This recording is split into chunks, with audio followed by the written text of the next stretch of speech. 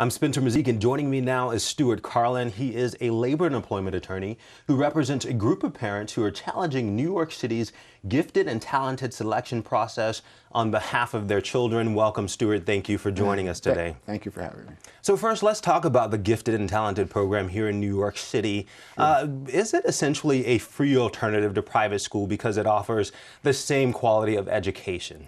Well, the program is designed to target gifted and talented students, and it is a public program. But a lot of the people that are interested in it want to send their kids to public school because they want to have the public school experience.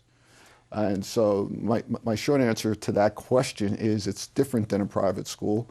It's geared towards meeting the needs of children, and young children in this case, that have unique qualities that require unique educational qualities that require them to be met. So are they on almost sort of like a faster track in some sense?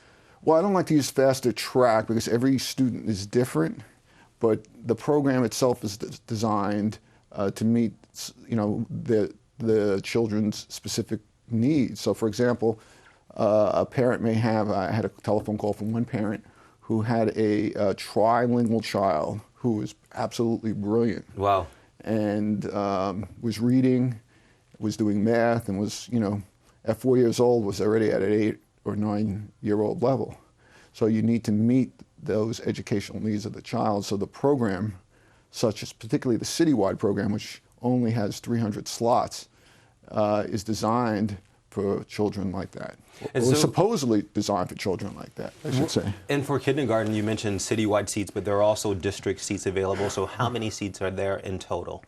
Well, there's 300 in the citywide seats, and I believe about 1,000 for the district-wide. And a little bit over 1,000. Historically, before any recent changes, how were students selected to participate in the program? Well, they were selected by a percentile rank, and then the siblings would have a preference, and that really hasn't changed. So what happened in this particular instance, in the case that I'm involved in, is that was the old system, and then they went to what you would think would be the common sense approach. Well, it's last fall, the Department of Education, didn't they try to change the admissions process so that the highest rankings kids, the highest scoring kids would have at least a shot at the limited seats, right? That is correct. So basically, they went to what you would think would be the common sense approach, which is you just take the composite score.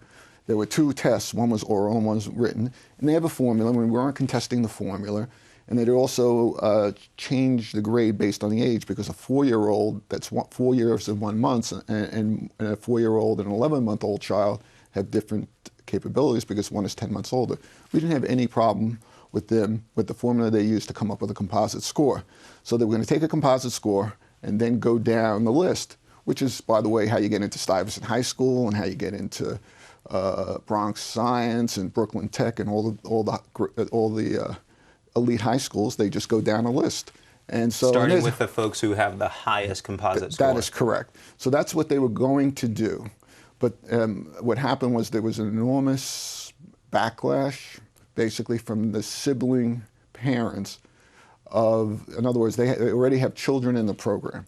So they basically started a campaign to say you can't do this. But what was the reason for this public outcry, this public objection? Well, the public objection, the passion originally came because they want their siblings, they want their children in the program. So they wanted the preference that was under the old policy. They wanted the preference for siblings to get into the same school. That is correct.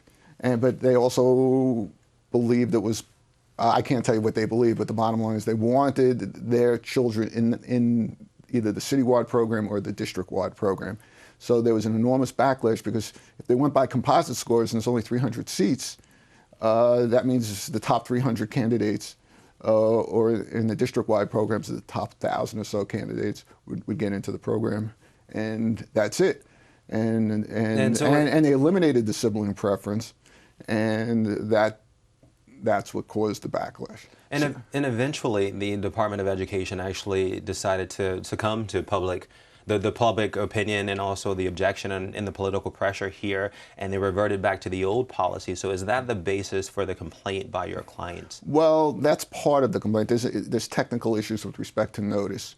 But the more fundamental question in the case, I'm reminded about what and it has nothing to do with this case, but I remember in the Democratic convention, Bill Clinton gave a speech, and he sort of summed up everything about the budget in one word, and that's math. Okay, in this particular case, it's all about the math. So they advertise, even when they changed the rules back, that you have to be in the top 3%. In other words, the 97th percentile or above to get into the citywide program, or the top 10% to get into the district-wide program. You have about 14,000 kids trying to get into this program, so it is very competitive. So basically what they did is, instead of, you would think, logic, and you don't have to be a mathematician or a statistician to figure this out, even though we had statisticians figure it out. Part of your team, yes, of course. Figure that out for us. But basically what the city did is create instead of using the sample base of the people who were taking the test and ranking them according to percentile rank, what they did instead is create a pretend sample. That's the only way I can. They created a sample, not just from the city, but from other using a national sample, right? Other states like things like that. Yeah. So what they wound up doing is, because of the pressure from the sibling families, so what they wound up doing is expanding that base to the point where 20% of the test takers fell within the top 3%, and almost 40% of the test takers fell within the top 10%. Now, if 20% of the test takers are falling within the top 3%, and you have 14,000 students taking the test, well, you're having over 2,000 students that are going to qualify for the program. And so then it comes down to sibling preference for the siblings, right, and then also a lottery for the other folks. That's correct. So you have 25% of the seats gone off the top, and then the rest are in a lottery. And none of my clients, and two of my clients, their children had perfect scores, didn't wind up in the city or the district-wide program. So basically, it's the math, and that's what we have.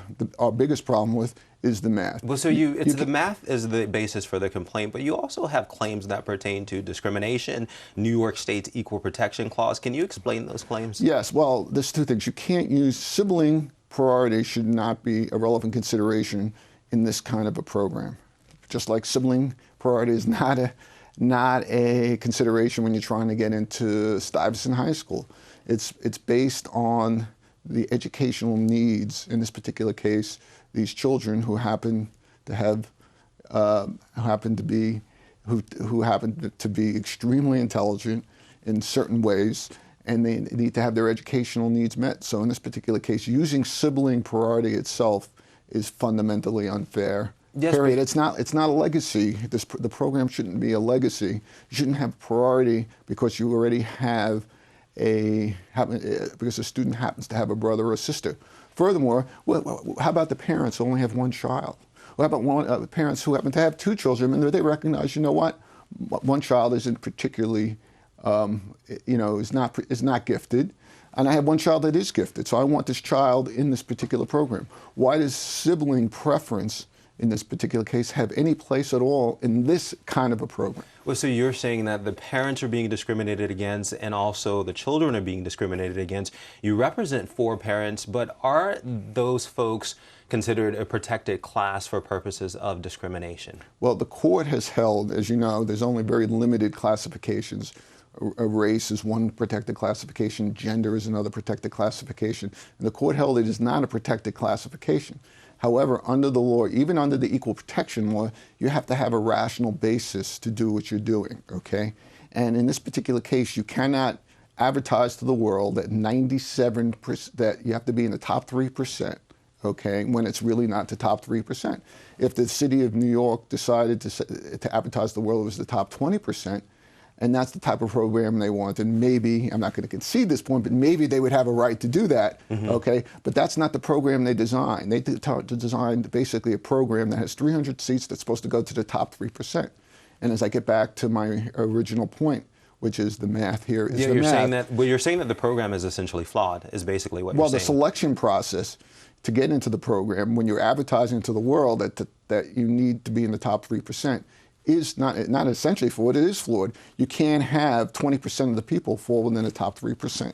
It just doesn't make any sense. And the only reason why they did it is because the sibling parents complained and complained extremely loud, until the parents who were not already involved in the program didn't really even realize what was going on until the process was already changed. Well, and as you mentioned, a Manhattan Supreme Court judge sided with the city back in June and allowed the Department of Education to send out placement letters under the current selection process. So did any of your clients' children get into any of the schools? Well, one got into the district program. Okay, into the district program. Right. And the two parents that had children with perfect scores did not get into either program. So you're appealing the Manhattan Supreme Court decision, and is it on the same grounds, or have you come up with new grounds for complete appeal? It's basically on the same grounds. Judge Schlesinger is a very fine jurist. However, she never discusses the issue pertaining to the math, basically. In fact, she states on the record that she doesn't want to get involved in the math. Well, in fact, she also says that she thinks that all children are gifted in some way or another. Yeah, well, I'm sure that's true, but in this particular case, if you have a child that is trilingual, is reading at 3 or 4 grades above, what will it do to that child now that has to go into a regular class and is not challenged? What impact will that have on that child? Will the child be bored? Is the child really meeting, in this case, his or her potential?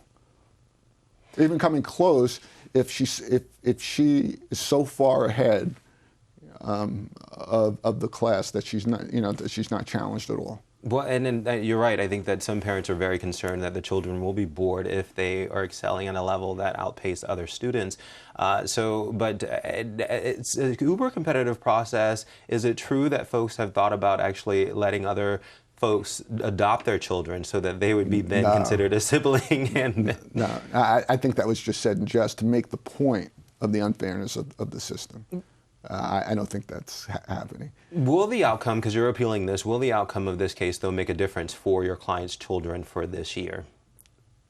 Yes, assuming the decision is made in the fall. Okay. Well, and classes begin when? In September. In September, so you have some time there. Right. Well, we're all going to stay tuned. I had no idea that this was as competitive a process as it is, but thanks so much for joining us today just to talk about it. Sure. It's been my pleasure.